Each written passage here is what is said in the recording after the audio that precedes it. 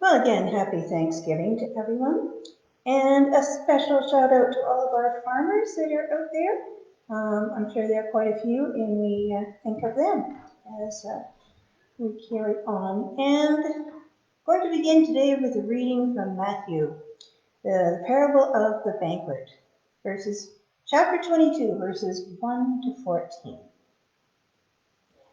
Once more Jesus spoke to them in parables, saying, "The kingdom of heaven may be compared to a banquet, who gave a wedding banquet for his son. He sent his slaves to call those who had been invited to the wedding banquet, but they would not come. Again he sent other slaves, saying, 'Tell those who have been invited, look, I have prepared my dinner, my oxen and my fat calves have been slaughtered, and everything is ready.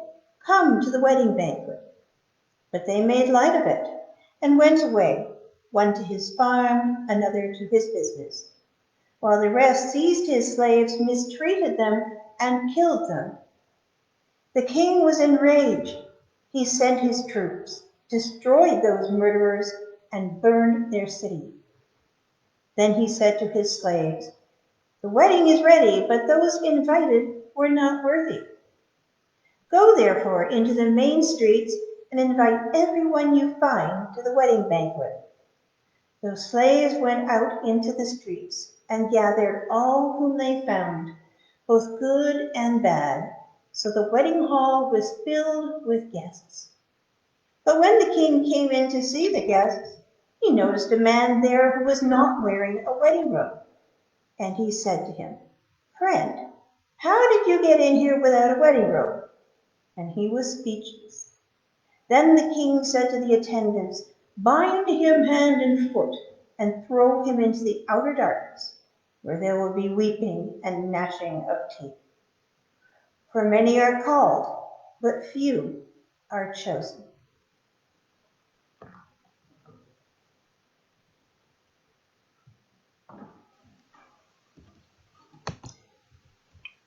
Well, the title of today's sermon is Table Manners.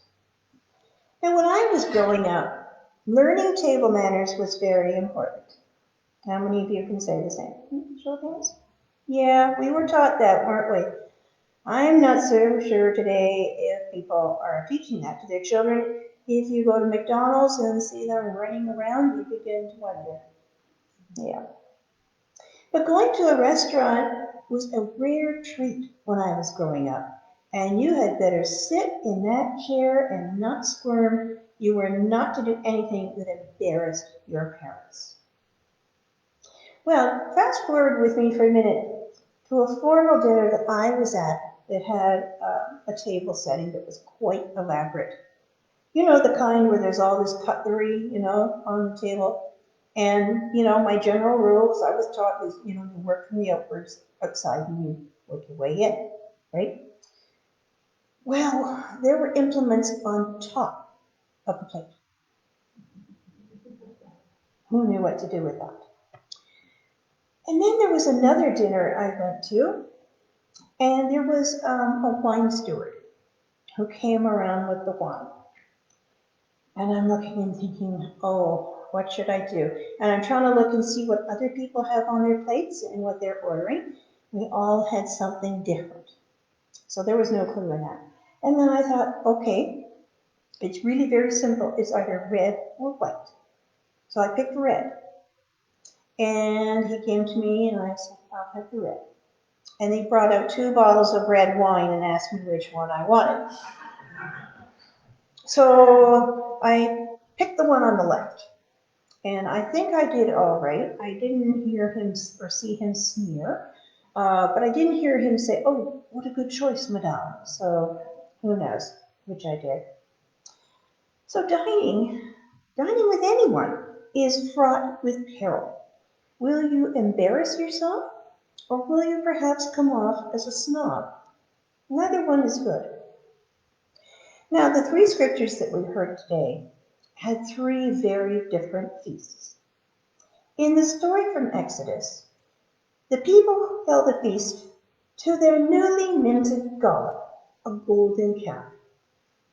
Now, I used to wonder, how did they come up with so much gold when they're out in the middle of the desert? So you have to back up a little bit into the story of Exodus. And the night before they were to leave, they were to plunder the homes of their masters. So they made off with all kinds of gold and silks and special things that were later used in the making of the tabernacle. And this wasn't all the gold they took. This was just the earrings. They later had more gold. I also don't know how Aaron managed to have a mold to make a calf in the middle of the desert. Some say that he used some kind of a tool to make those graven images. But at the same time, they needed to know better. Now, that feast turned into a raucous revel. Take a bacchanalian kind of feast. You kind of get the idea. Now, if we turn to Psalm 23, the other psalm for today, which you may know as "The Lord is my shepherd," very, very famous, very well-known psalm. And you come to the line about the table. And the table is prepared in the presence of my enemies. And then in the Gospel of Matthew, which we heard, there is a wedding banquet where there are two very different groups of invitees. And then there is that hapless diner who is thrown out. Well, in the story from Exodus, Moses has gone up the mountain to receive the teachings of God. He has already received the 10 Commandments and given them to the people. So they know all about the graven image one. And they've been through danger, hunger, thirst, and persecution. And in each time, they know that God is with them. God has been with them in a pillar of fire and a pillar of smoke. God has provided them with manna, with oils, with all kinds of things. But Moses has been gone for only a few days. And they lose heart. And they ask Aaron to make them a God that they can see, a God that they can touch.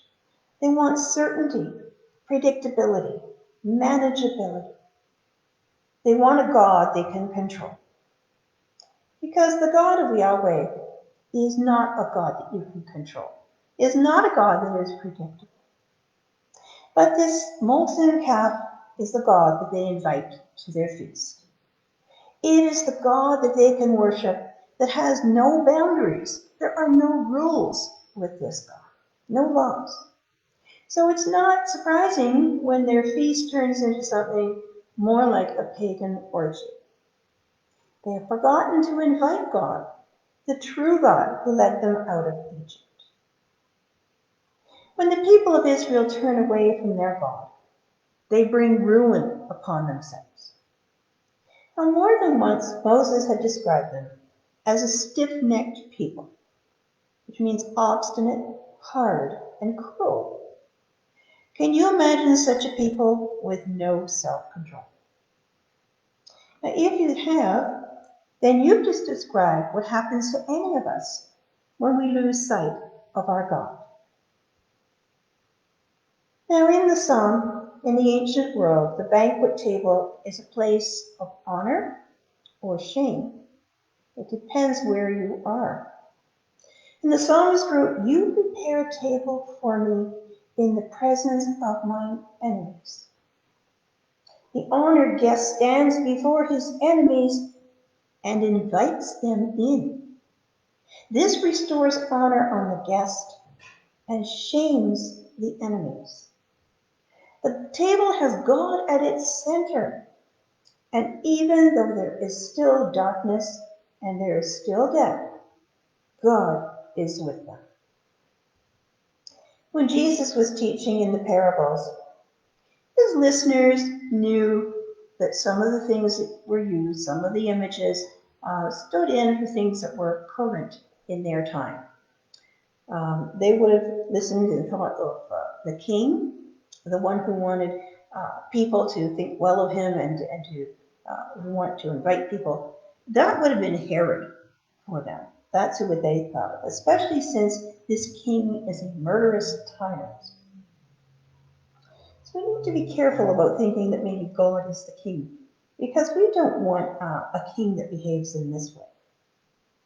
And we need to be careful also about assigning meanings in the parables, because the parables are not allegories. They don't fit everything perfectly. They are made to convey a point. And usually that point is that this world is not like the kingdom of heaven.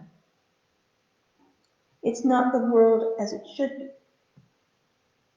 Now, in the parables, we want to identify with the winners, not the losers. And I read this called, the Disney princess syndrome. Where we all want to identify with Cinderella. We don't want to identify with the stepsisters. Is that true? Yeah. No, we don't want it. We want to be the ones who are invited to the banquet. Even though we are mostly good and bad, we are not the unfortunate guest who was thrown out into the darkness where he would probably get killed. If he was thrown out bound hand and foot, there would be robbers out there who would happily take what he had and kill him. Now, the parable of the banquet is problematic, to say the least. You can find a similar parable in the Gospel according to Luke, and it has all of those troubling bits taken out of it, so it's just a nice story. But I think it's important to look at the Gospel of Matthew and struggle with it and work through those things that we find difficult. Because most of us are horrified at the idea of a king who would destroy an entire city just because he wants revenge. It's incomprehensible that this king would take this hapless guest and throw him out into the street. But you gotta wonder, is Jesus perhaps giving another clue to his crucifixion, where he will be rejected, he will be thrown out, and he will be bound to a cross?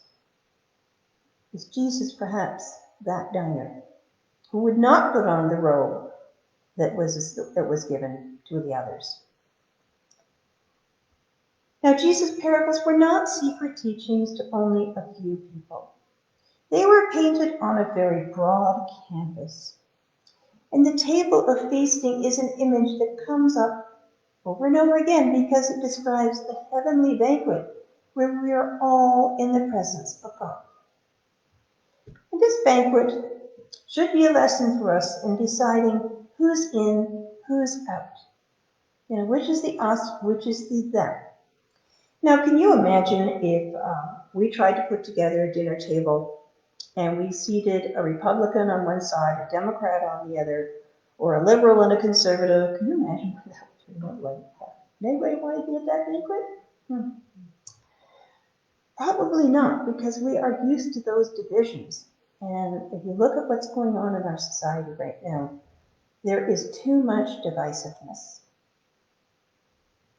Now, when Paul wrote his letter to the Philippians, he was addressing that same problem of there being division and disunity within the people of the church in Philippi.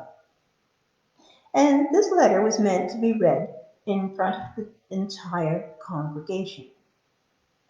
So it's kind of odd that he singled out two women, Euodia?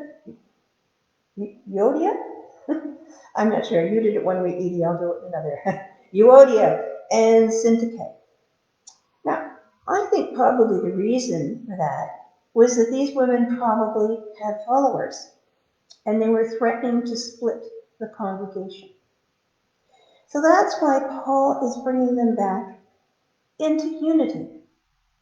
He wants them to face their differences, to sit down and to deal with it. Too often, when we try to do that, we end up in a shouting match or an echo chamber where only one point of view is heard. Now, Paul is urging them to live in harmony with each other. And when you think of what harmony is, it's a combination of different voices. It's not the same thing as unison. And so he's inviting them to, yes, acknowledge the diversity, but bring it together into unity. Because unity is not the same thing as unanimity. Unanimity would be some one thought, one way of being. But no. In community, we bring together all of the talents and all of the abilities, and yes, all of the differences that we have. Now, these scriptures cannot be read passively. I've heard the Bible being described as the only book that reads you while you're reading it, because the Bible is demanding a response from you. So what is our golden idol? What do we give our power to that doesn't deserve it? You know, and we do that when we say that it's all the government's fault, or all the economy's fault, or the pandemic's fault, whatever we think we can't control.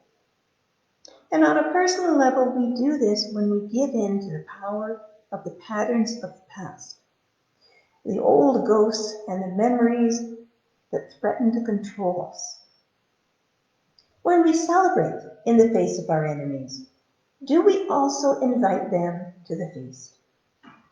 You know, we are celebrating peace accords right now in the Middle East.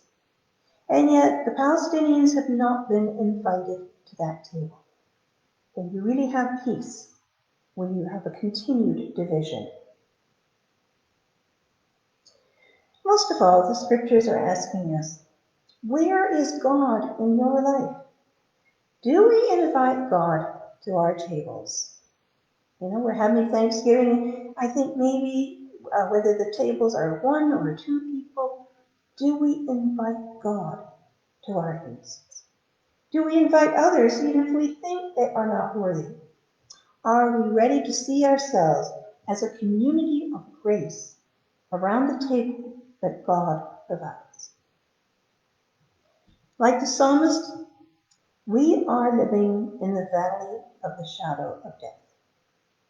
Now, this year, 2020, has been a valley for most of us. Not too many peaks.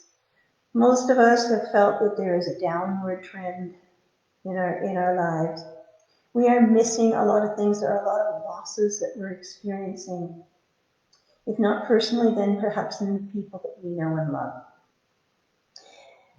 And also the pandemic, it has been the shadow of death upon our lives.